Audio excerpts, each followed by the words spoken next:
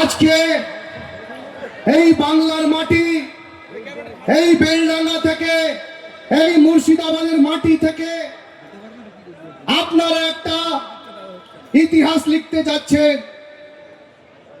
স্টেজে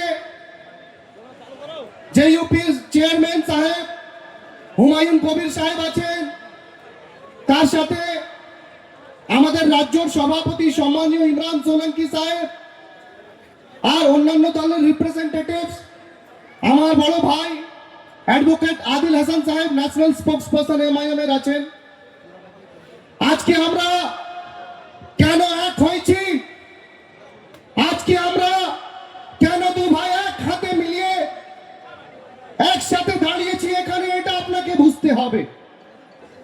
কেন আজকে আমরা আপনাদের সামনে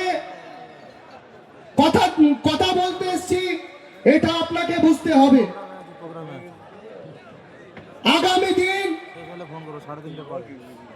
আমাদের যে ইউপি চেয়ারম্যান সাহেব এই বাংলার মাটি থেকে, এই বেলডাঙ্গার মাটি থেকে একটা ইতিহাস লিখতে যাচ্ছেন। জেনে রাখুন,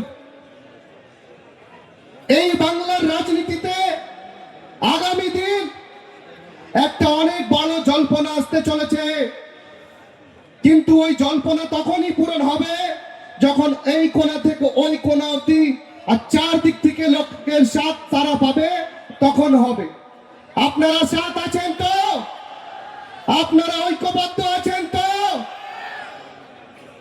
এইভাবে আমাদেরকে আগামী দিন ব্যারিস্টার আসাদুদ্দিন ওয়াইসি সাহেব, আমাদের ইউপি চেয়ারম্যান সাহেব হুমায়ুন কবির সাহেবের সাথে হাতে হাত মিলিয়ে ঐক্যবদ্ধভাবে বাংলার লড়াই লড়তে হবে, আর আপনার মূল হকটা নিজে কেড়ে নিতে হবে।